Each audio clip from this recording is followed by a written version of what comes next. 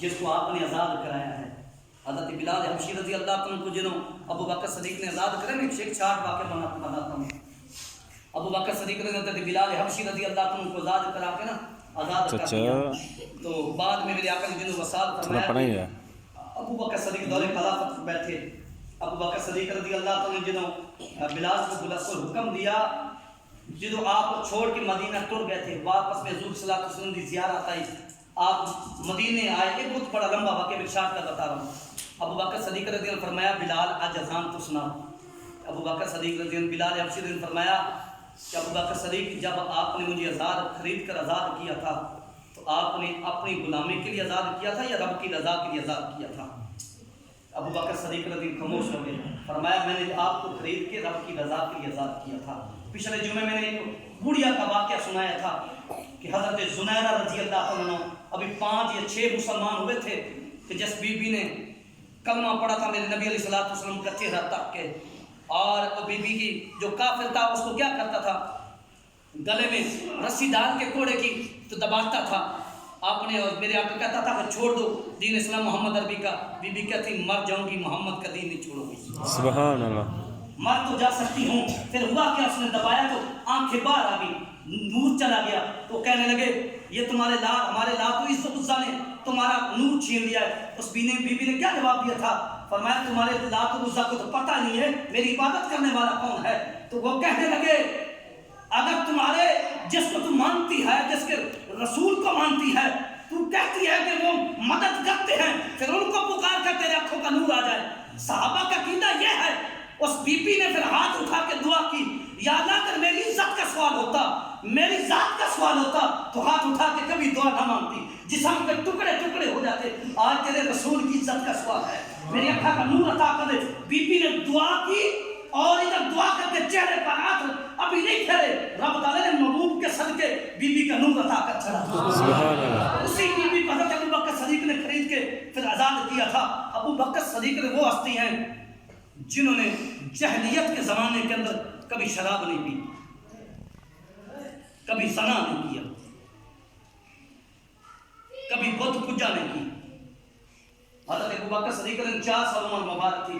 ایک مرتبہ میرے آقا سے مدینے کے اندر تشریف فرما. میرے آقا سے پوچھنے لگے صحابہ آج اپنا بچپن کا واقعہ سناؤ.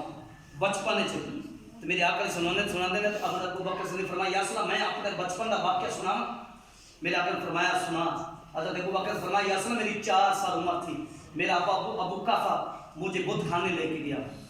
مجھے بت کھانے لے کے گیا تو میں بت کھانے میں میرے باپ نے بت کے سامنے مجھے کھڑا کیا تو کہنے لگا بیٹا یہ تیرے خدا ہیں ان کی عبادت کرو. مجھے باپ کو کھڑا کر کے نا تو باپ چلا گیا. میں باپ کی حوالے کراتا ہوں اپنے باپ کی خدمت عبادت کرو. حضرت ابو بکر صدیق فرمایا یا رسول اللہ میری 4 سال عمر مبارک تھی تو میں میرا باپ جو مجھے اپنے بڑے خدا کے سامنے چھوڑ دیا نا تو میں نے کہا کہ میں ننگا ہوں مجھے کپڑے پہناؤ, میں پیاسا ہوں مجھے پانی پلاؤ, میں بھوکا ہوں مجھے کھانا کھلاؤ. آگے سے کوئی جواب نہ آیا. یا رسول اللہ صلی اللہ علیہ وسلم مجھے غصہ آیا. میں نے ایک پتھر اٹھا کے نا اس کو مارنے لگا. اگر تو خدا ہے تو پھر اپنے آپ کو بچا. وہ پھر بھی نہ بولا. میں نے پتھر مارا تو اس کے چکنا چور ہو کے نیچے گر گیا. میں اس کے اوپر بیٹھ گیا. میرا باپ آیا. باپ نے مجھے تھپڑ مار کے کہا تو نے ہمارے خداؤں کے ساتھ یہ کیا کیا ہے؟ میں نے باپ کو کہا بابا جو بولتا نہ ہو, جیسے کھانا مانگا جائے وہ کھانا نہ دے سکتا ہو, جیسے کپڑے مانگے جائے وہ کپڑے نہ دے سکتا ہو, جیسے پانی مانگا جائے وہ پانی نہ دے سکتا ہو, جو اپنی حفاظت نہ کر سکتا ہو وہ ہماری حفاظت کیسے کر سکتا ہے؟ مجھے غصہ آیا. میں نے اس کو توڑ دیا. ابو بکر صدیق کا باپ لے کے نا ماں کو لا گیا. آپ کی ماں کا نام خیر سلمہ تھا. آپ نے لا کے دیا نا کہ آپ نے کہا کہ ہمارے اس بیٹے نے آج ہمارے خداؤں کے ساتھ یہ کیا ہے. آپ کی والدہ نے کہا اپنے شوہر کو ابو قحافہ کو کہا اس کو چھوڑ دو. جب یہ پیدا ہونے لگا تھا نا, جب مجھے ڈاکٹر ضیاء ہوئی تھی تو اوپر سے آواز آئی تھی اے اللہ کی بندی جو میں نے تجھے شہادت دیا نا اس کا آسمانوں پر نام صدیق ہوگا, میرے یار محمد کا رفیق ہوگا. اگر میرے یار محمد کا دنیا کے اندر رفیق ہوگا تو اس وجہ سے حضرت ابو بکر صدیق نے جب یہ کہا نا ادھر سے تذکر علماء فرماتے ہیں کہ ہوتا کہ ابو بکر صدیق یا رسول اللہ جھوٹ بول رہے ہیں. میرے آقا نے فرمایا صدقت ابو بکر، تم سچ فرما رہے ہو جو فرما رہے ہو، آپ نے واقعی یہ کام کیا ہے.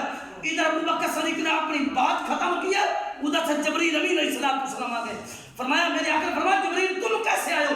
فرمایا یا رسول اللہ رب نے مجھے بھیجا ہے کہ صحابہ کو کہہ دو آپ کا یار ابو بکر صدیق جو بات کر رہا ہے، فرمایا رب بھی اوپر آسمانوں کے پر فرشتوں کے سامنے فخر کر رہا ہے، میرا یار کا یار جو کہہ رہا ہے بتوں کو توڑا ہے میرے یار نے، بتوں کی تذلیل کی ہے میرے یار نے، جو میرا یار کا یار کہہ رہا ہے رب بھی اس کی تصدیق فرما رہا ہے. سبحان اللہ. ابو بکر صدیق اسے کہتے ہیں جس کی تصدیق رب کرے. اور یارو باتیں بڑی لمبی ہو جانگیاں. میرے آقا علیہ السلام نے جدوں جنگ واسطے کو تیار ہوتے میرے آقا علیہ السلام نے اعلان کیا تھا اپنا مال لے کے آؤ. اب عمر فاروق اعظم موت اس وقت مال تھا، بات ہوگی.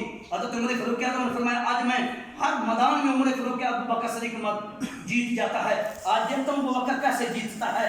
میرے آقا نے جو کہا نا مال لے کے آؤ، عمر فاروق اعظم آدھا گھر چھوڑا آدھا لے کے آگے زور دیوار کا چاہ گئے. اور میرے آقا نے فرمایا عمر کیا لے کے آئے ہو؟ فرمایا رسول آدھا گھر چھوڑ کے آئے آدھا آپ لے کے آئے ہوں. حضرت ابو بکر صدیق کا انتظار ہو رہا ہے. ابو بکر صدیق نے گٹھڑی اٹھائی ہوئی اور اپنے جسم کے بطن کے کپڑے بھی آپ نے مال غنیمت میں لے کے آ گئے. اور آپ نے ایک تاج کا لباس پہنا ہوا ہے جس میں ہم ککر کے کنڈے کہتے ہیں وہ لگائے ہوئے تھے، بٹن لگائے ہوئے تھے. جدوں آئے ابو بکر صدیق میرے آقا نے ارشاد فرمایا ابو بکر گھر کیا چھوڑ کے آئے ہو؟ تو ساتھ کے لے کے آئے ہو. قربان جو ابو بکر صدیق نے عقیدے پر کہا یا رسول اللہ صلی اللہ علیہ وسلم گھر میں اللہ اور اللہ کا رسول چھوڑ کے آیا ہوں. لوگ کہتے ہیں اللہ تو اللہ رسول تو جو مدینہ کے اندر ہے اللہ مکہ کے اندر ہے. میں کہتا ہوں ابو بکر صدیق کہہ رہے ہیں یا رسول اللہ صلی اللہ علیہ وسلم اگرچہ آپ ہمارے سامنے کھڑے ہیں گھر میں بھی اللہ اور اللہ کا رسول موجود ہے، ہمارے سامنے بھی اللہ اور اللہ کا رسول موجود ہے. یہ صحابہ کا عقیدہ جو آج سنیوں کا عقیدہ ہے جو کہتے ہیں جناب اللہ تو رسول تو مدینے میں رہتے ہیں اور کہیں بھی نہیں رہتے. میں پوچھنا چاہتا ہوں ابو بکر کے صدیق سامنے میرے نبی کھڑا ہے کہ نہیں کھڑا؟ بات بولو میرا نبی کھڑا ہے کہ نہیں کھڑا؟ اگر نبی سامنے تھا ابو بکر کا صدیق کا عقیدہ ہوتا کہ نبی یہی ہمارے سامنے کھڑا ہے اور کہیں بھی نہیں جا سکتا، پھر ابو بکر کہتے یا رسول اللہ میں تو اللہ کو چھوڑ کے آیا ہوں. آپ کسی علماء سے پوچھ رہے ہیں جہاں سے سورج نکلتا ہے جہاں غروب ہوتا ہے.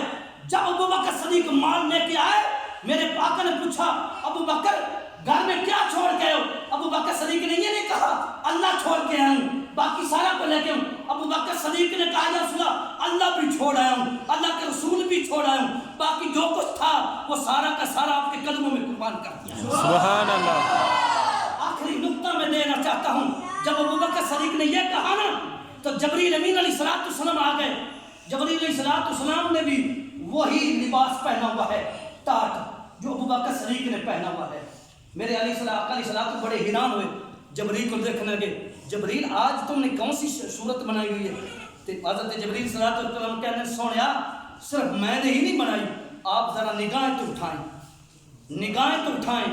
ارے یارو میں پوچھنا چاہتا ہوں ایک اور عقیدے کی بات ہے کہ جب جبریل علیہ السلام تاج لباس پہن کے آئے میرے آقا زمین پہ بیٹھے ہیں تو جبریل علیہ السلام نے کیا سونیا صرف میں نے ہی لباس نہیں پہنا، آپ نگاہ تو اٹھائیں، آپ نگاہ تو اٹھائیں. آسمانوں پر فرشتے بھی توڑے یار کی سنت ادا کر کے بیٹھے. 2 منٹ اوپر ہو گئے میں بات کر رہا ہوں. اگر جبریل علیہ السلام کا بھی عقیدہ ہے کہ اگر نبی نظر اٹھائے تو نبی کی نظر آسمانوں سے اوپر جا سکتی ہے. آج اسی سادہ مسئلے کا سنت و جماعت کا بھی یہی عقیدہ ہے.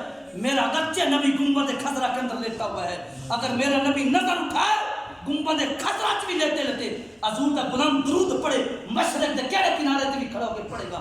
میرا نبی نظر اٹھا کے اپنے غلام دا درود بھی سندا جواب کے بعد غلام دیکھ رہا ہے. ساڈا الحمدللہ جبریل دا عقیدہ ہوئی ہے تے ساڈا بھی ہوئی عقیدہ ہے.